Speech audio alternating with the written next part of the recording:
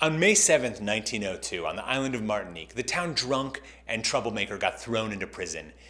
It was the luckiest day of his life.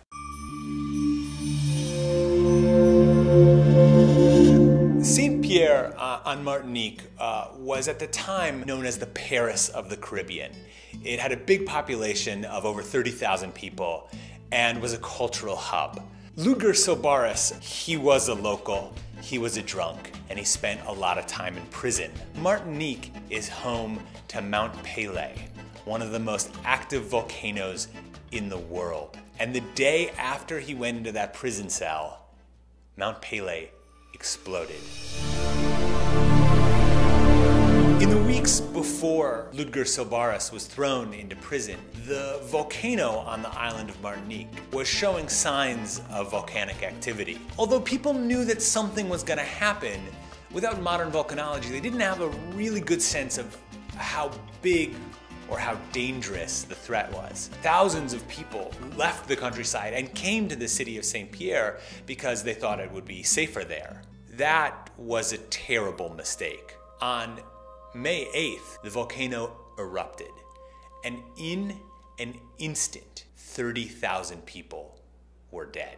A pressure wave, a superheated pressure wave of over 1,000 degrees flattened every single building. The air was replaced with superheated, noxious gases. Anyone who was unlucky enough to be outside was instantly burned to death. Those who were in shelter found themselves choking as their lungs were literally burned from the inside out. There was really no escape, except for one person, Ludger Sylbaris. The cell he was in had been built as an armory, as a place to store ammunition. So it had been built with incredibly thick walls, and it so happened that the only openings in it faced away from the eruption. Even so, super hot air began to force its way underneath the door, and as his cell heated to incredibly high temperatures, he was forced to strip naked, push his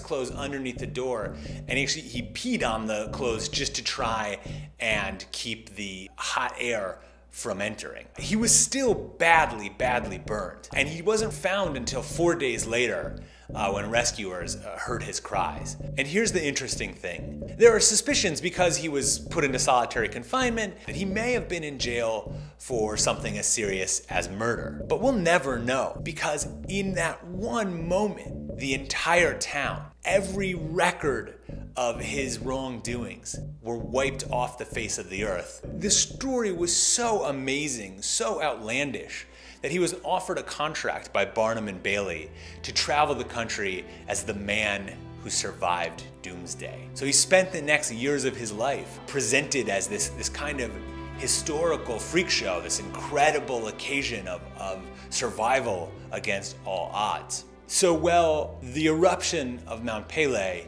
may have meant doomsday for all of Saint-Pierre, for Ludger Sylbaris, it was a kind of salvation. To subscribe, click here, and to see more videos, click here.